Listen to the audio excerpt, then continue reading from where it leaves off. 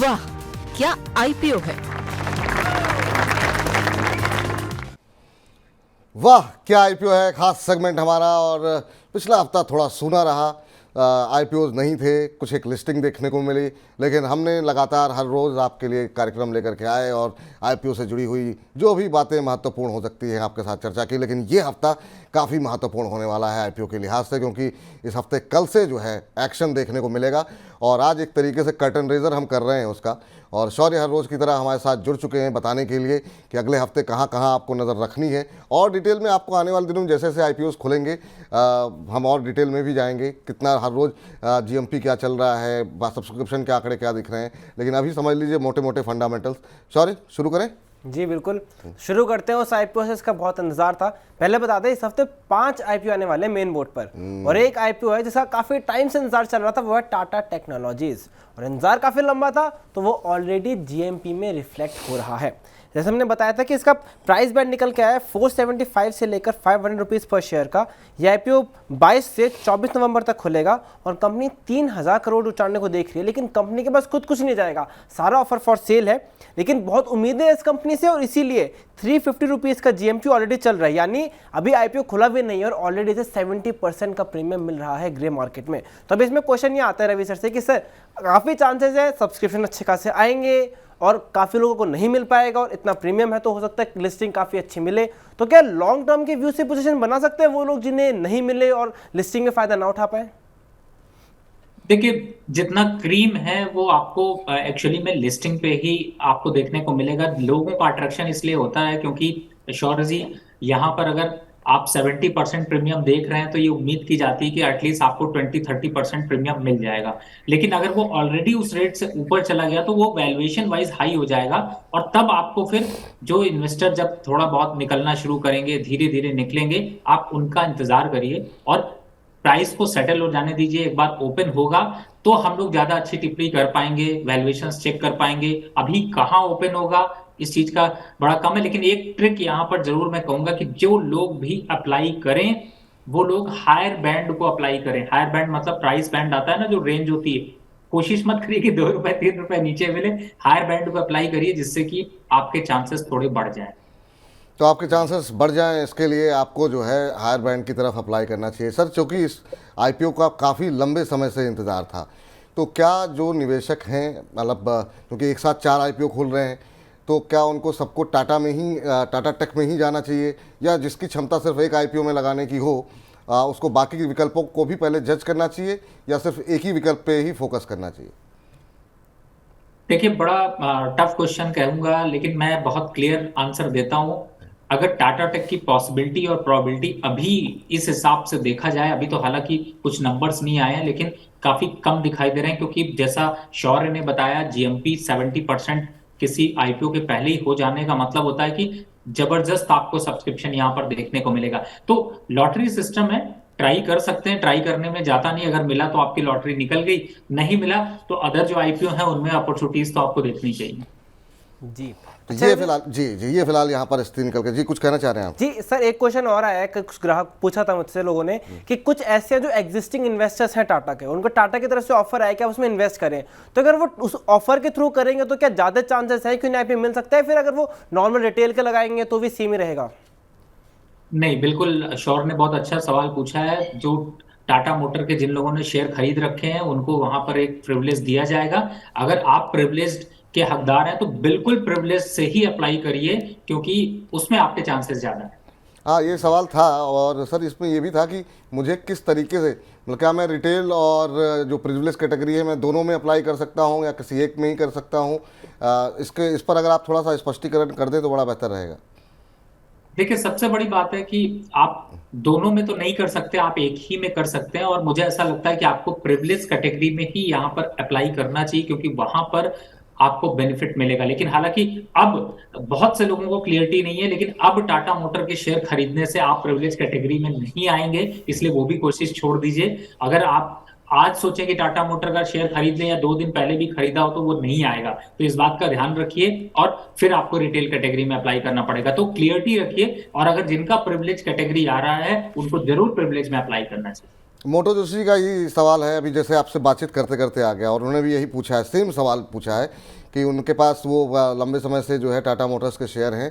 अब वो ये कह रहे हैं कि मुझे कोटा और रिटेल में दोनों अप्लाई करना चाहिए, और क्या बोथ में भी कर सकते, कि दोनों में कर सकते हैं कि नहीं कर सकते हैं। अच्छा, ये कह रहे हैं कि अब खुद ही कह रहे हैं कि सर एक बार आप फिर से चेक कीजिए, हमको दोनों में अप्लाई करने का विकल्प दिख रहा है। ठीक है, इस सवाल पे हम और भी आगे भी डिटेल में चर्चा कर लेंगे, लेकिन आगे बढ़ते हैं, बाकी आईपीओस पे जरा नजर डालते हैं क्या कुछ खुले हुए हैं। शौर्य जी, अब एक और आईपीओ देख लेते हैं जो सरकार की तरफ से आ रहा है, उसका भी अच्छा खासा साइज है, वो है IREDA का। ये आईपीओ कल से खुलेगा, 21 नवंबर से लेकर 23 नवंबर तक खुलेगा।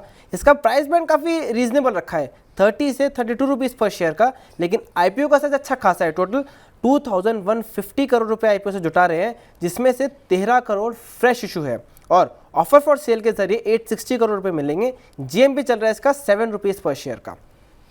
7 रुपीज़ पर शेयर का, 30 रुपये के भाव पर अगर 7 रुपये का जो है अगर जीएमपी मिल रहा है तो काफ़ी अच्छा खासा मिल रहा है। लेकिन यहाँ पर कुछ एक टिप्पणियाँ मैंने जो सुनी थी कि लोगों को 30 से 32 देखने में तो छोटा लग रहा है, लोगों का निवेश भी काफ़ी लोग करेंगे, लेकिन कुछ लोग कह रहे थे इस पर भी थोड़ा सा महंगा है। पता नहीं, पूछते हैं यहाँ पर रवि जी से वो क्या कह रहे हैं। सर, IREDA यहाँ पर जो है किस तरीके से, क्या आपकी राय रहेगी, क्या टिप्पणियाँ रहेंगी।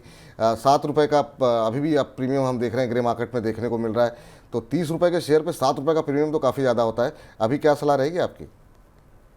देखिए, 7 रुपए का प्रीमियम जरूर दिखाई दे रहा है, लेकिन मैं ये नहीं कहूंगा कि आपको ये 7 रुपए पूरे मिलेंगे, इसलिए वो एक इंडिकेशन मिलता है। लेकिन हाँ, अगर आईपीओ की बात करें तो मुझे लगता है कि आपको इस आईपीओ में जरूर अप्लाई करना चाहिए। और शेयर प्राइस के हिसाब से देखें तो मुझे लगता है कि ठीक ठाक है। आप बहुत से आईपीओ में आपने अप्लाई किया होगा, लेकिन इस आईपीओ के फंडामेंटल उस कंपैरिजन में ज्यादा अच्छे हैं, तो मुझे लगता है कि आपको इन शॉर्ट आपको अप्लाई करना चाहिए। और मुझे ऐसा लगता है लिस्टिंग गेन आपको जरूर मिलेगा।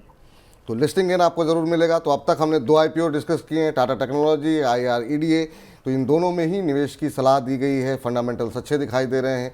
तो आप ये निर्णय खुद करें कि आपको दोनों में अप्लाई करना है। आपका बजट एक में अप्लाई करने का है तो आप एक में अप्लाई करें, या आपको बता दें कल से खुल रहा है IREDA और टाटा टेक खुल रहा है परसों से, तो रोज़ एक्शन देखने को मिलेगा और बाकी जो भी अपडेट्स होंगे हम रोज़ आपको बताते रहेंगे। बाकी आईपीओस शौर्य जी, चलिए अब 3 आईपीओ के बारे में एक सा बता देते हैं। पहला है गंधार ऑयल रिफाइनरी, ये 22 से 24 नवंबर को खुलेगा। इसका प्राइस बैंड है 160 से लेकर 169 रुपीज़ पर शेयर का, और आईपीओ से 500 करोड़ रुपए जुटा रहे हैं, जिसमें से 302 करोड़ फ्रेश इशू है, बाकी है ऑफर फॉर सेल। और इसका जीएमपी चल रहा है 55 रुपीज़ पर शेयर का, 169 रुपीज़ के प्राइस पर। फिर एक है फेड बैंक फाइनेंशियल सर्विसेज, ये आईपीओ 22 से 24 नवंबर तक खुलेगा।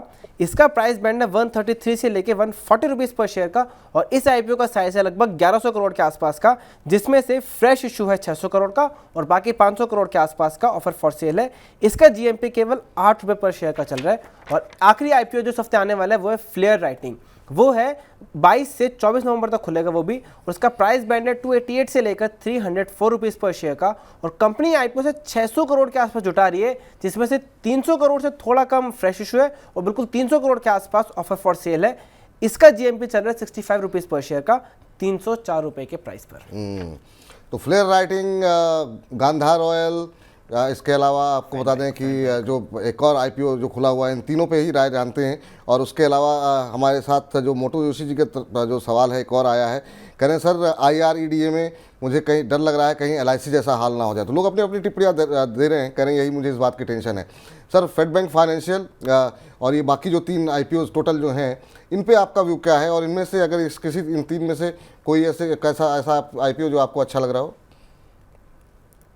देखिए, सबसे पहले तो मैं अगर एक एक करके चलूं तो ज्यादा बेटर है। गंधार ऑयल रिफाइनरीज में अगर मैं बात करता हूं तो ये जल्दबाजी मत करिए। मुझे लगता है 24 को अप्लाई हो, 24 तक आपकी डेट है, तो आप 23 को आप एक बार जरूर इस पर रिव्यू करिएगा। थोड़ा सा इसका बोरोइंग लेकर के एक पेन दिखाई दे रहा है, तो मुझे लगता है कि वो थोड़ा सा इम्पैक्ट रहेगा और हो सकता है आपको थोड़ा सा प्राइसेस में उसका इम्पैक्ट दिखाई दे। तो अगर आप इसको छोड़ भी देते हैं तो मुझे बहुत ज्यादा इसमें कुछ ऐसा दिखाई नहीं देता। 2 और स्टॉक्स अगर देखते हैं जो है फेड बैंक फाइनेंशियल सर्विसेज और फ्लेयर राइटिंग, दोनों ही अच्छे हैं। 22 तारीख को अगर मैं, अब प्रॉब्लम ये आ जाती है कि इस समय 4 आईपीओ आपको मिल रहे हैं, Tata technology, Gandhar oil refinery, Fed financial, flair writing.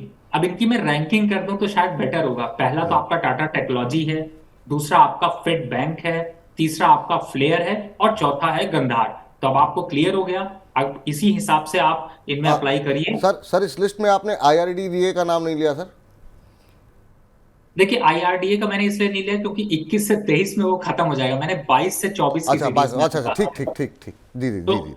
और चूंकि 21 वाला जो है उसके लिए तो मैंने पहले ही कह दिया कि आपके पास ऑप्शन है, आप इसको बिल्कुल अप्लाई करिए, इसमें कोई प्रॉब्लम नहीं है। जो पैनिक सिचुएशन आपको लग रही है, ऐसी कुछ पैनिक सिचुएशन नहीं है। और रही बात कि LIC जैसा हाल हो जाएगा, फिलहाल इतना स्कोप नहीं है या इतना गैप नहीं दिखाई दे रहा कि आपको LIC जैसा हाल दिखाई दे। आपको लिस्टिंग गेन यहाँ पर जरूर मिलेंगे। तो चलिए। मैं अगर 22 तारीख के हिसाब से बता रहा हूं तो आप ये रैंकिंग करके स्ट्रैटेजी बना सकते हैं। बिल्कुल, तो चलिए फिलहाल जो है हमारे इस खास सेगमेंट वाह क्या IPO है में फिलहाल इतना ही, लेकिन अगले 5 दिनों तक काफ़ी कुछ एक्शन रहने वाला है। बने रहिए लगातार वाह क्या IPO है सेगमेंट के साथ।